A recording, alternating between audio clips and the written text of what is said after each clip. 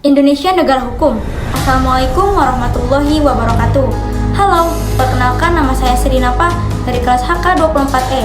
Dan dalam video ini saya akan membahas salah satu tragedi kemanusiaan paling memilukan dalam sejarah olahraga Indonesia, yaitu tragedi Kanjuruhan yang menewaskan 135 orang setelah pertandingan sepak bola Arema FC melawan Persebaya Surabaya pada 1 Oktober 2022 di Stadion Kanjuruhan, Malang.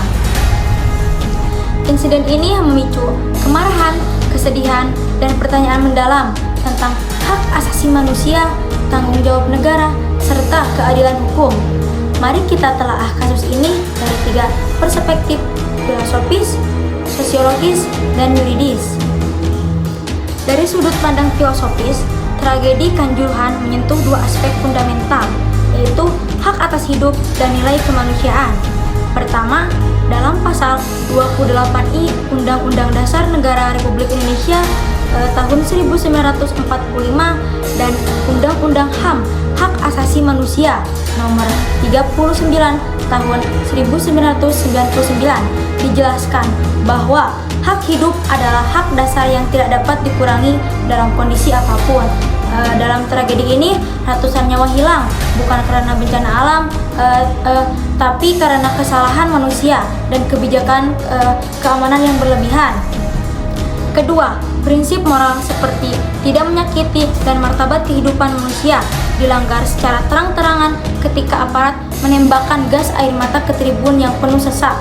Padahal FIFA melarang keras penggunaan gas air mata di dalam stadion. Tragedi ini bukan hanya kegagalan teknis, tetapi juga kegagalan moral ketika kekuasaan digunakan secara sembrono tanpa memperhatikan dampaknya terhadap nyawa manusia. Maka nilai-nilai dasar keadilan dan kemanusiaan dipertaruhkan. Dari perspektif sosiologis, tragedi ini berdampak luas pada kehidupan masyarakat, khususnya komunitas sepak bola di Indonesia. Pertama, terjadi trauma kolektif di kalangan supporter. Mereka kehilangan rasa aman stadion yang seharusnya menjadi ruang hiburan dan kebersamaan. Banyak keluarga kehilangan anak, saudara, bahkan orang tua hanya karena menonton pertandingan. Kedua, insiden ini membuka luka lama soal relasi antara aparat keamanan dan masyarakat sipil, terutama supporter. Ada anggapan bahwa supporter dianggap ancaman, bukan bagian dari budaya olahraga. Ketiga, tragedi ini memperlihatkan lemahnya budaya tanggung jawab dalam institusi. Selama bertahun-tahun, pengelolaan sepak bola Indonesia dianggap buruk, mulai dari manajemen liga, keamanan stadion, hingga mentalitas represif aparat. Namun di sisi lain muncul solidaritas sipil dan internasional yang luar biasa, yaitu aksi bela korban, penggalangan dana, hingga desakan ke FIFA dan pemerintah. Hal ini menunjukkan kekuatan masyarakat dalam mendorong perubahan sosial. Kini kita tinjau dari segi hukum. Setelah tragedi terjadi, polisi menetapkan 6 tersangka, termasuk panitia pelaksana pertandingan, dirut PT Liga Indonesia Baru, serta komandan pengamanan. Mereka dijerat dengan pasal-pasal terkait kelalaian yang menyebabkan kematian, yaitu pasal 359 dan 360 KUHP serta pasal 103 ayat 1 dan pasal 52 Undang-Undang Nomor 11 Tahun 2022 tentang keolahragaan. Namun proses hukum ini memicu kontroversi besar. Pada Maret 2023, Pengadilan Negeri Surabaya memvonis bebas 2 anggota polisi dan hanya menjatuhkan vonis ringan pada 3 terdakwa lainnya. Publik menilai ini jauh dari rasa keadilan.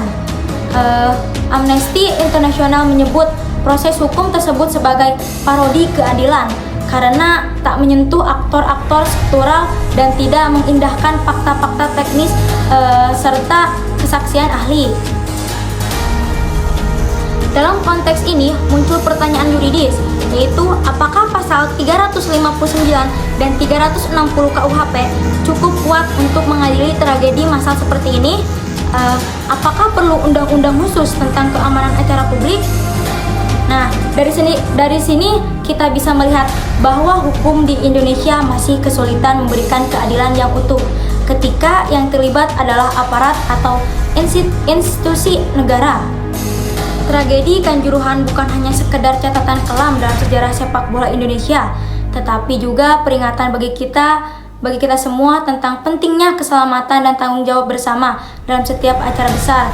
Kejadian ini mengingatkan kita bahwa setiap nyawa berharga dan tidak ada lagi ruang untuk kelalaian dalam pengelolaan keamanan. Semoga tragedi ini menjadi pelajaran berharga dan langkah konkret untuk mencegah kejadian serupa di masa depan.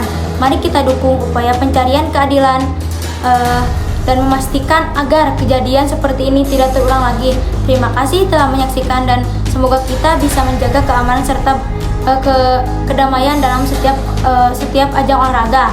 Keadilan sejati bukan hanya soal menghukum pelaku, tapi juga mengakui penderitaan korban, mengubah sistem yang rusak, dan menjamin bahwa tragedi serupa tidak akan terulang sebagai masyarakat. Kita punya peran penting, terus mengingat, menuntut keadilan, dan mendesak reformasi agar stadion kembali menjadi tempat yang aman dan damai. Terima kasih, kurang lebihnya.